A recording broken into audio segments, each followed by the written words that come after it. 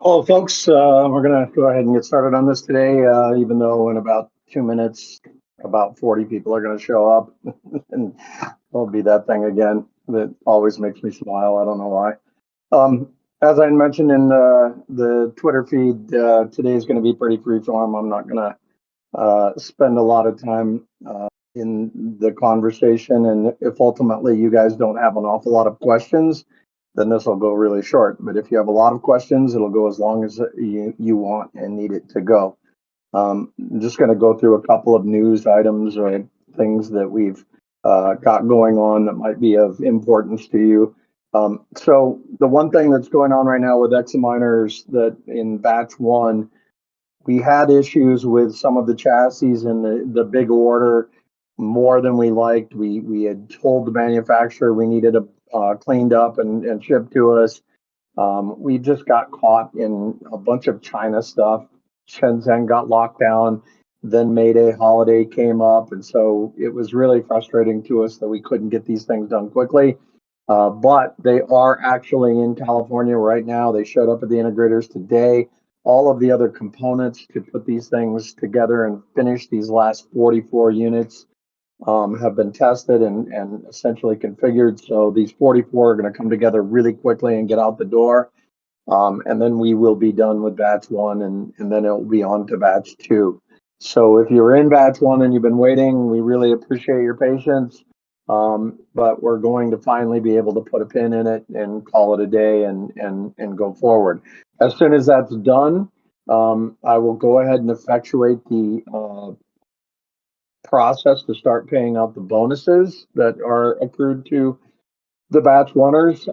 If you're somebody who bought before December 14th, unfortunately you aren't in batch one. The bonuses were for people who pre-ordered and paid for systems and then had to wait for a couple of months before they got them. Those payments will start going out. You have to be online and available to get them. So they will sort of evolve. The payments will happen over a span of time, probably over about 10 days, and then we'll call that a day as well. Behind that, probably Monday or Tuesday for the next sale to begin. So if you're somebody who's been waiting to purchase an Examiner, that will come next week first off.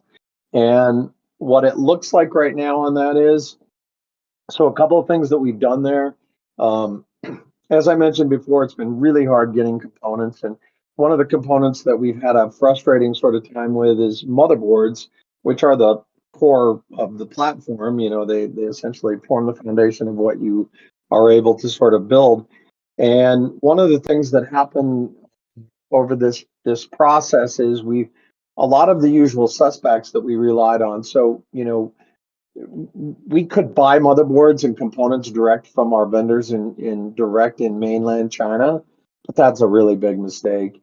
Unless you're Apple or Dell or one of these big ISVs, you're really not going to get access to the quality vendors like Foxconn and so forth to put together components and stuff. What you're going to end up with is a second tier. You're going to get the knockoff stuff, and it's just really shitty quality. And ultimately, they can make some stuff that looks really good, but at the end of the day, it falls apart pretty quickly. So we've been relying and continue to rely on Taiwan vendors mostly. But even there, we've had really big problems with the COVID. So this time around, what we're looking to do is we've got a vendor who essentially is somebody I'm pretty familiar with, and I'll tell the story again at some point. Probably go into more details on it because it's actually a pretty fascinating story. But Tyan is a company that went in mostly to server production and doing work for enterprise. And they partnered up or teamed up or got bought out by, or I don't know exactly how it happened, but by a company called MyTac. And MyTac's actually designed a specific motherboard for us. It isn't perfect for us, but it's close. It's got most of what we need and I think is going to work for us. And they can specifically deliver the kind of quantity we're talking about very rapidly. And in addition, they can deliver CPU bundles along with them, which is really a big plus for us because getting CPUs has just been a nightmare over the last 6 to 12 months. So I think what'll end up happening with this batch of X-miners is that we'll start ordering on them. Again, it'll be pre-order. And I think we should probably start getting components within about 30 days. And because the integrator is now set up and really well positioned to do this work, we'll start turning around quantity real quickly. So I don't really see this batch taking anywhere near the time that batch one took. I think we've really built a good process and have it all set up now. So will it happen in 2 weeks? No, but will it happen in a reasonable amount of time? Yes, I think it will. And I think the timing's really good because I think we'll just really start seeing the impetus of the trade show work and the onboarding we're doing really start to evolve and grow at that point. And I think also it'll be right around the time that the software will get dropped and we'll see the network compress from the people that didn't buy a license and have no intention of buying a license or are in a wait and see mode and will drop off for a couple of months or whatever. So it'll be really good timing, and I think it'll sort of all come together the way exactly that it really needs to. So that's pretty much all on that XMiner thing. On the software licensing, we have 3 big tasks that we have to get through. One of those tasks is essentially tying our single sign-on with all of our different databases that we're currently using, sales databases and back-end databases, and get that user capability built into our thing that we currently have, but it's kind of scattered around. Hang on a second. And the deal is that once we get that completed, that should happen in the next week or two, then we can move directly into putting up a web portal that allows you to tie a pub key to a license key. Doesn't necessarily mean that you have to docs or do any of that sort of stuff yet at this point, if you don't completely want to. And I do know that some people on the sales order forms did put in, names that are quite likely not legitimate, but if you use the credit card, you use your real information, so you've kind of already doxed yourself. And I think we're different than a lot of crypto in a lot of ways because of what we're trying to do. I've noted this in a couple of different ways. For one, people don't really spend crypto on our stuff, and that surprised me in the beginning. I think, in fact, that we required crypto to be the way into the original batch one. Really highlighted that it was unusual for most of the folks that are involved, and they didn't like it. Most of them ended up using stables. Most of them ended up getting a stable purchase that may have been like their very first purchase of stable coins. It is what it is. We're not really a crypto project in a lot of ways. And I think today it's a good day to sort of be able to say that in a lot of ways, by the way, because, I go back to 2017, which for a long time, if you were somebody that came aboard in 2017 into the crypto world, you got derided. I mean, you were treated like a noob and, somebody who really just, late comer. The people that came in 2011 and then 2013 and then 2015, they were the OGs. They were the ones, you guys are clueless. But now, of course, today, if you came in 2017, you've lived through a couple of bull bear sort of cycles, as well as seen some pretty, nice scams get pulled off and rug pulls get pulled off to where nothing really surprises. I mean, this thing with Luna and Terra was, it was billions. I mean, tens of billions of dollars. I mean, in any market, that's going to be a really significant thing. But here, it's just kind of like, if you've been around for a while, it was, you're just kind of like looking at it, shaking your head and saying, yeah, well, must be Thursday, right? Because that's just it's the nature of it. But that's not what we're about at all. We're just not into that. We're not part of that mechanism. Everything that we're doing is using sort of already the tried and true stuff. That's why when people say, well, geez, we ought to implement staking or we ought to like do this or the other thing, in order to crank coin price up. And I just keep resisting all that stuff because we're just not really, there's no benefit to us cranking the price up inorganically. Here's what I really believe is going to happen. And, you guys are going to crank the coin price up. You don't know it yet, right? And, that's okay. And I can't really try and convince you to do that, by the way, because if I do that, I'm setting myself up for some legal issues. And I don't want that, obviously, and I don't want you to feel like I'm pressuring you to raise coin price. But I think you're going to end up raising coin price pretty significantly on your own because at some point the light's going to go off in your head that the first year of where we are right now, and look, we've been around for 3 years, but really this is the first year now that the project's live. Those first 3 years were all just us kind of bolting things together and proof of concept, MVP, getting it all up and, up to snuff. And now it's kind of a thing. And so, this is really year one in a lot of ways. And in year one, you're not going to make all your money on how much data is on your units. You're just not. And it wouldn't matter if we were kings of the earth of sales and we're able to go out and convince, people to dump Amazon today and come on with us. It's just not how it works, right? It's going to come together slowly. And you're going to make all your money by essentially aggregating a quantity of our coin at current ability, right? Whether that's purchasing it, whether it's getting it in rebates, whether it's getting it in these, 120, then 110, then 90, and then 80 incentives equations, which are crazy because they're paying huge amounts of money for storage, like 50, $60, like 70 or, well, December and January, it was, I have to stop for just a quick second.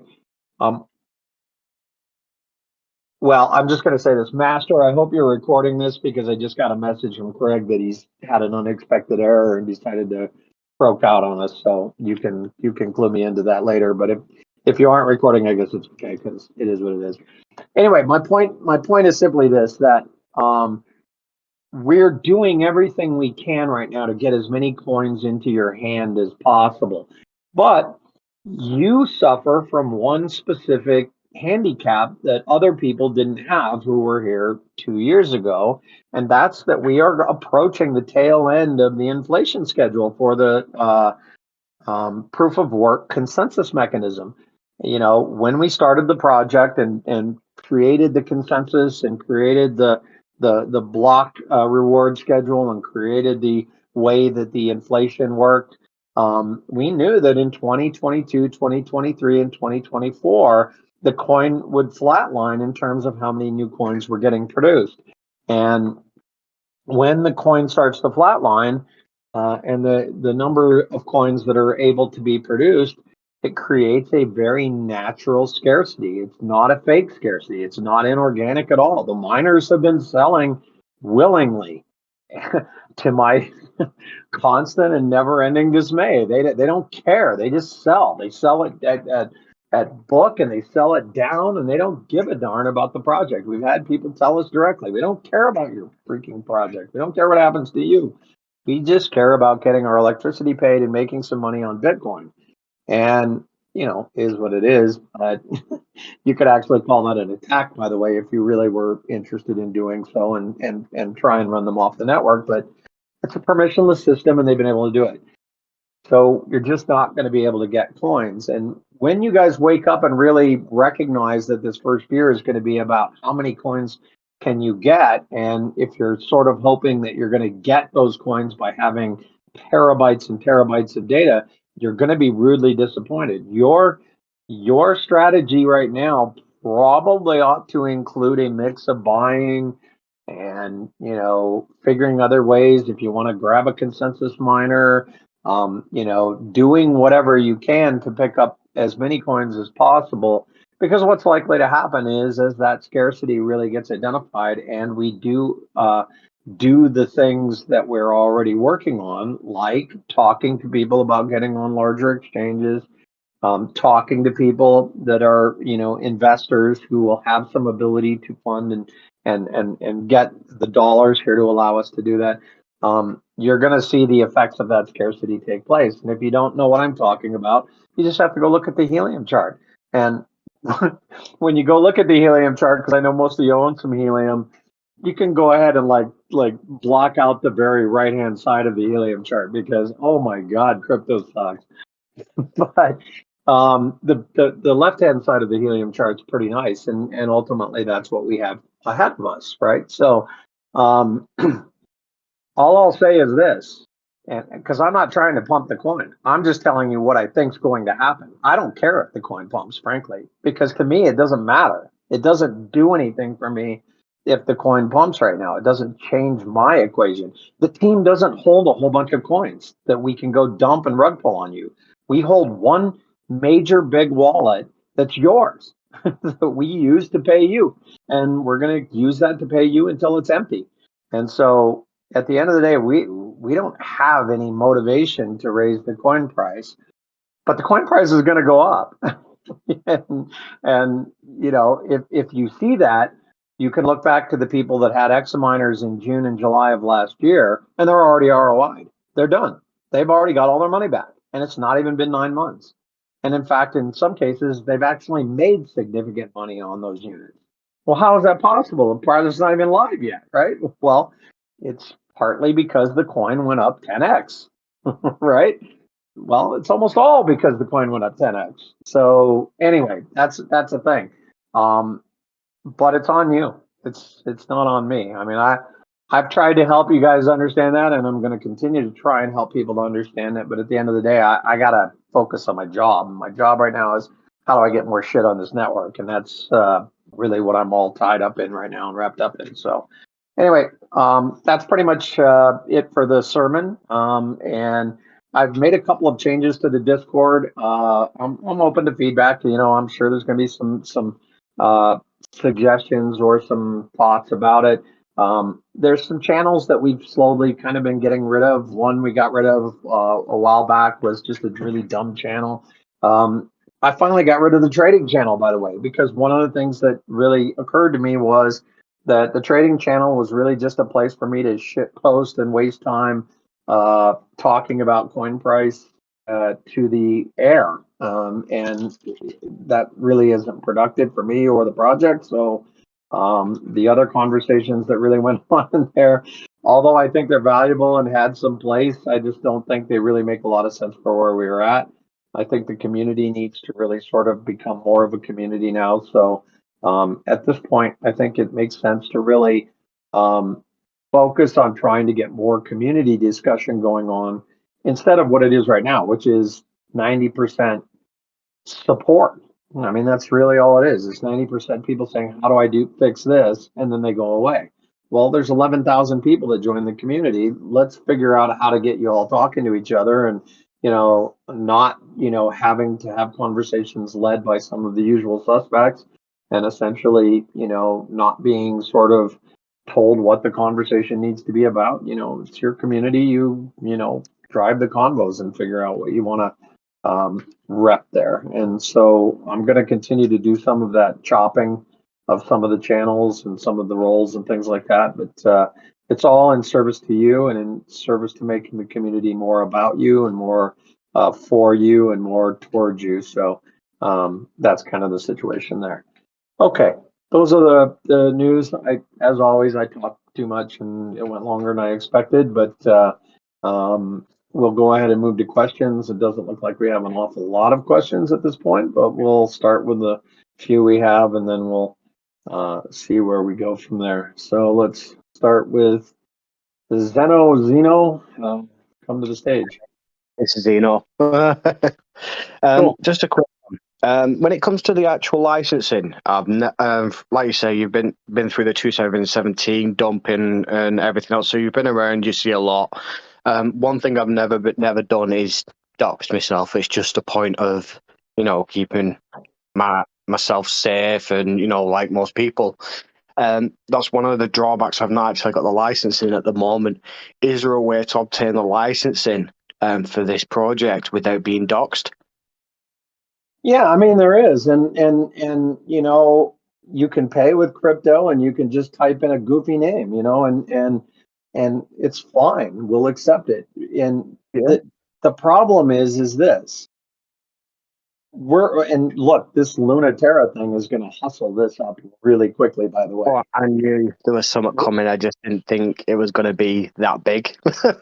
Well, You- regulation is coming. I mean, you know what's going to happen is that the people behind the government are going to stand up and they're going to say, "Look, we have to stop this from ever happening again. This was huge. oh Believe me, yeah, that the fallout from this event today is going to be gigantic. It's it, going to be yeah, very, very it's basically food for the actual sharks, isn't it? At the end of the day, you look at what is like the strategic setup of it all, and you think this was just food for the sharks that's been trying to nibble away at us as part of the community and various different projects since the mass adoption, really. yeah. And a lot of them are the usual suspects that go all the way back to Mount Gox. It's not like the whole crypto world is going to have to sort of begin to posture change. But the one thing that's really clear to me is that us as a provider, we're going to already be under the scrutiny of the SEC and the CFTC, who are going to say, look, if you're paying people regularly, at least in the United States, you're going to have to provide a little bit more information, and you're going to have to get some more information from them. Yeah, like And all by saying and stuff.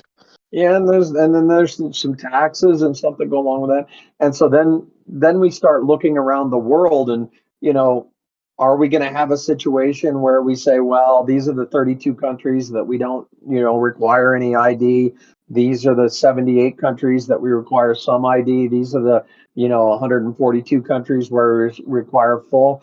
I don't know, but here's what I do sort of believe when we start really drilling into compliance, SOC 2, GDPR, EU data center compliance, I'm not even talking about the big headline stuff to get the really rude data, but I'm talking about just Yeah, generalized data center security type yeah. stuff. Just A lot of that, regulating the Data they're, Protection Act. Yeah, they're going to want to know who you are, right? They're going to say, look, I we're know. ignoring it, but we got to know where it is. But that's it. I mean, like I was saying, is that I mean, I know the future when the more it gets regulated, the harder it becomes to stay, anonymous, despite VPNs and setting up Mango units on the ALI networks and whatnot. They're going to push more and more for like who you are, who's doing this, who's doing what. But I'm just trying to see how would you get around it because essentially the whole point of decentralization is taking back the whole concept of we control it, not the government's type of attitude. Yeah, but control goes a couple of different ways. I mean, when we talk to real customers and people in the real world, it's literally not the headline issue that it is in the crypto world. And that's why crypto projects don't have a lot of business. They don't have a lot of customers. They don't have a lot of people using their tools because at the end of the day, the people that sort of migrate to these kinds of tools tend to be people that have that as a headline issue. The people that Yeah. we're talking to are more interested in security, right? And they are more interested in ensuring that their stuff is protected. And when you start getting into that situation, that whole anonymity thing isn't really an issue to them. It's actually an antagonist issue to them. Yeah. So it kind of cuts both ways, and I think we're going to do what we can to find the middle ground there. I do think that there will always be an anonymous licensed provider on our network. I also believe that they will probably make the minimum amount of revenue just because they will miss out on being able to get certain kinds of revenue that get segmented off ultimately based on compliance incentives that we put in place. Now, I don't know what that looks like. Does that mean they make 10 cents to the dollar that everybody else makes? Or does it mean they make 50 cents to the dollar? Does it mean they make 90 cents to the dollar? I don't know. And I think it's Yeah. going to take a year or two before we really flesh that out. But today, you have a path to not dox, pay with crypto, put in a goofy name. I always like to use names from movies. So, you know, Carl Yeah. Spackler would be a name I would use. Yeah. No, not a problem. Thanks very much for that. I appreciate it. Sure.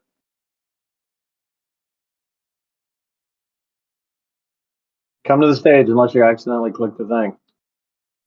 There you Yeah, Lloyd Christmas here. uh, yeah, hey, I just had a quick question. You mentioned about being able to mine the this coin. Do you have any type of information on that, or could you point me in a direction where I can find some information on that? Yeah, and to be frank about it, there's not an awful lot of information that you need.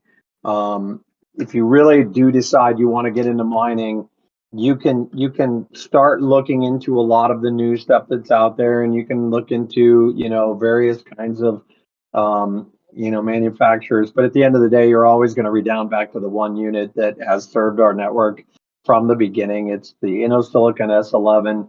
There's about 16,000 of them produced back in 2018. There's probably been about 6 to 8,000 of them that have died from attrition. So that leaves the 6 to 8,000 that are out there. Of those, there's probably at any given time maybe 100 to 300 of them that are floating around that are at least somewhat available or achievable for you to purchase. They end up costing, depending on what the price of the coin is at any given time, somewhere between $75 and $800, depending on what the user can get for them. But then at the end of the day, you can go to blakemining.com Lake and you can mining. actually, yeah, Blake as in Blake, and then you can see how much you can actually earn in terms of it. Mining, I started out mining, most people did.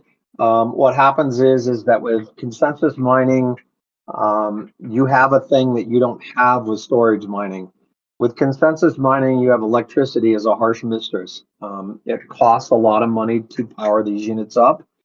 And because most people don't get into this to lose money, they end up selling the coin off almost immediately to pay their electric. If you have extra funds to be able to pay the electric and stomach that cost, it's a great way to accumulate coins. That's what you're doing. To me, mining is about being an expert trader, because what you do is if you can stomach the electricity, you mine while the coin is low priced and the difficulty is low and the output is reasonably good. You sit on those bags until you get one of those big run-ups like we had in December of 2017, or to a lesser degree October of 2020, and then you sell, or in our case at least in January of this year, you sell into those run-ups, and that's how you really, really, really succeed at mining. I Absolutely. would talk. I would talk to Gator Wade, although I'm not even sure that he's still around much in the Discord. But he has a lot of info about consensus mining and might be able to help you get set up. But there's a few people in the consensus mining channel that can help you. In a Silicon S11, though, is the unit you're going to end up buying. Okay, I did have one other question too. In the back, now that you guys are producing more and the second run's about to happen, because I got the 64 gig, but I was wondering if it's possible to be able to plug externals into my unit and expand. Does that make sense? Am I saying that right? Yeah, so look, I'll try and go through that. When we set this thing up originally, the whole beauty of the Examiner is that what happens is that the OS looks at all of the attached storage and it just grabs it. It says, "I'm going to format you and turn you into storage." It does it automatically, and so any storage that's plugged in is going to get automatically formatted and turned on.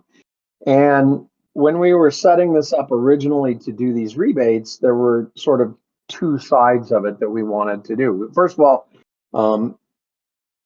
part of the way we actually are making development funding and profitability off these units to pay our developers is that we're selling the drive storage along with the units. If we just sold the units flat without drive storage, we probably wouldn't make very much per unit, and ultimately it wouldn't really have been a way to fund the development team very well. I think the way we've done it works out pretty good. We rebate you a lot of money back on the thing so that you ultimately end up paying cost. It keeps you locked in for a year, and so forth. The whole idea about, saying don't put storage on there was sort of like saying, well, if we let them plug in their own storage, 100% of them are going to buy 16 terabyte rigs, and then, we're going to have a network of units that are 480 terabytes. How does that work? So it was just more of that. That said, we're probably at a place now where people do have shown us that they just want us to configure it and set it all up for them. So we'll probably open that floodgate and let people start plugging in the extra storage that they have. The other thing that makes it possible now is we have to do a good job of it for the software licensing. When we release the full version of the software, it's going to go out and pick up every shambolic drive that you have on your config. And so we have to build the ability in there for you to pick and choose the storage you want to dedicate to it, so it doesn't like gobble up all sorts of things like, micro cards and SSDs and things that are like hanging out there. And so once we get that done, then I think we'll be able to turn the network loose and say, yeah, go ahead, plug in all your stuff. We'll take the extra storage. It'll be useful. All right. Well, I appreciate it. Thank you, man. Sure. And now we have Harry Dunn, his partner in crime. Actually, that's you, ALJE. I was just ripping off his joke. Hey, good evening. How are you? I'm good. How are you? Hi, good evening. Can you hear us? Yeah, sorry, on a mobile phone, I forget to have to pick it up when you've gone to the stage. Sorry. Just a question on your second batch. I signed up and I've received an email, but I was just wondering, is there any news on your 1U? Because I'd really like to wait for that rather than having sort of a desktop version of your device. Well, we kind of got into a tough place on that, and I guess what I'll do is I'll put together some methodology next week to find out what the interest looks like on those units. I'll send out some sort of an email to understand what kind of demand there is for those running as storage providers. And the reason why there's an issue is because we can get a very finite quantity of those units over the 2022 timeline. And, it's enough that what we sort of have been thinking to ourselves is, well, because these are going to make dynamite relayers. And we're not sure yet whether our storage customers are going to want to be the same sort of thing as our storage provider customers in that, oh, we don't want to spin up our own relayer. We don't want to manage our own relayers. Can't you just give us a box and just plug it in and, we'll take it? And if that's the case, we don't want to run out of those units when we could be selling them as relayers because we turned them into storage providers. So I'll just tell you the numbers. I mean, they're pretty limited. It's going to be something like 200 to 300 units per quarter over the next 3 quarters. So I only have availability of about 600 units. So I don't know yet what the relayer demand is going to look like. Hence, we didn't introduce it as a thing. But I'll put out an email asking what the interest is on a storage provider basis. And if the numbers come back reasonable, we'll probably go ahead and throw it into this batch and open it up and make it a third model. Because I think there is some demand out there. I just can't crush my relayer sales because relayers are what fills the network. So you understand that, right? Yeah, that's no problem at all. I was just curious more than anything because if you had them come out and then you bought a box and then you wanted the 1U and it would just be yeah, it's fine. Totally understand where you're coming from though. It's a great box. I mean, we love that little box, but at the end of the day, maybe we love it too much now, right? Maybe it's too good for it, but it'll be more expensive, by the way, just because it's a server-based rig. It's got Xeon inside. It's got, a bunch of other sort of stuff that kicks the price up. So it'll be a bit more expensive than a regular storage provider, but by the same token, um, you know, it'll be probably a better long-term unit, maybe even run for as much as 7, 8, 12 years. Who knows?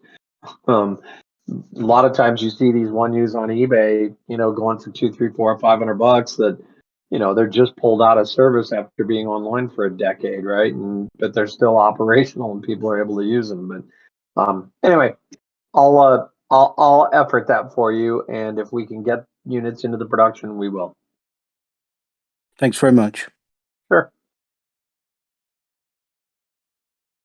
Come to the stage.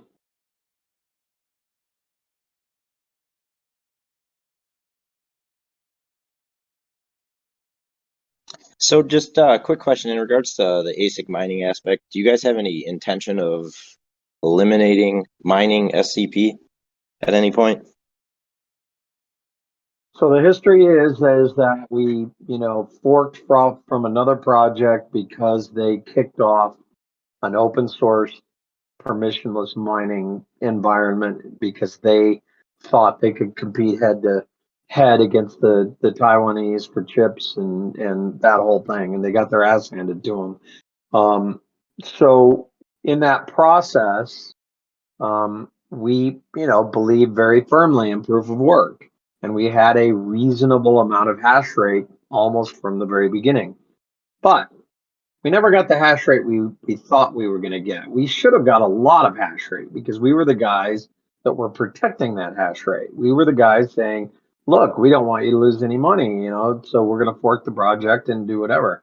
Well, there was a lot of behind the scenes nonsense that took place, and we kind of got blackballed by the other project, and so we didn't get the hash rate that we thought we were going to get, which is kind of good, by the way, because it means that a lot of those miners that we could have got originally that would have got burned up early on are still alive and still available out there. So, and now we really need them. So now the hash rate is up where it needs to be and feels pretty good, 6, 8 petahash. And so the network is pretty secure.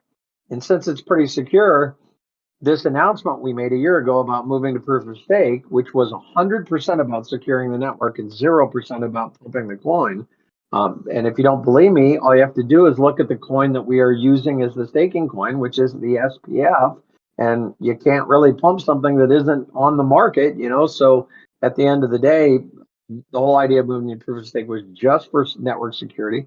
But that was because at one point we were down around, 800 terahash for hash rate. And there was like one guy in South Florida who had like 52% of it for about 3 months. And so we were clearly going to get attacked. And, now the chances of attack are a little bit, more remote. So we pushed that whole switch over to proof of stake into the back burner. I still think it makes sense. And I still think at some point we're going to do it. I think what will end up happening is as we kind of launch the product, get a couple of quarters, get the real cap raise that we're looking for, and then we have the ability to really hire in the engineering we need to get this done correctly, then we'll make that switch over to proof of stake. And yes, it will be based on this other token, and it will protect the network in a better sort of way. But it'll be done sort of in a timeline of our own choosing that really allows us to sort of do it the right way. At that point, the mining inflation will have flatlined completely, so the block reward will be at a minimum. And there really ought not to be the kind of loud protest like there is on Ethereum, because at the end of the day, unless the coin price has gone, completely batshit, it's probably not going to be that big of a deal. Now, having said that, if you're somebody who does own a fleet of ASIC miners, you will say, well, look, I mean, maybe it's not great money, but it's pretty good money, and I don't want to lose it. And you haven't given me any ability to pick up SPF, so how am I supposed to get into proof of stake if you don't even make it available? Well, that's parcel of the puzzle. Before we can move to proof of stake, we do have to do a crowd sale of SPFs, because if we're going to make it the staking token, it can't just all be held by one guy in Tampa, right? So we know we have to make that possible. And so that will be sort of that will be your dog whistle that proof of stake is coming, that we do the crowd sale for SPS.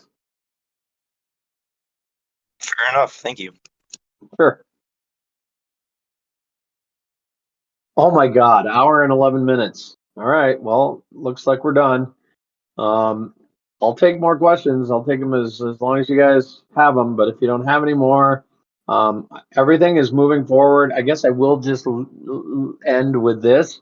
You know, probably some of you are wondering, you know, when you're going to expect to see a big change from, you know, recent marketing efforts and so forth. And again, I just need to kind of relay to you that the change has started and has been starting and continues to start.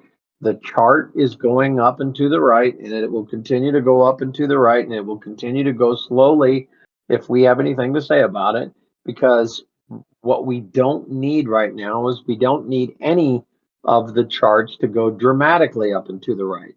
You know, let me bookend what I said at the very beginning of the call, because I think this is important, and maybe I left people with a wrong understanding. Back in January, when the coin price was going nuts, there were a few people that were a little scratching their heads because they saw me walking around saying things like the coin price is too damn high. And they're like, why is he talking the coin price down? And he's costing us money. and you know, the more I heard that, the more I tried to convince people that the coin price was too high. What I didn't do was what I should have done and could have done, but can't really do legalistically or any other way.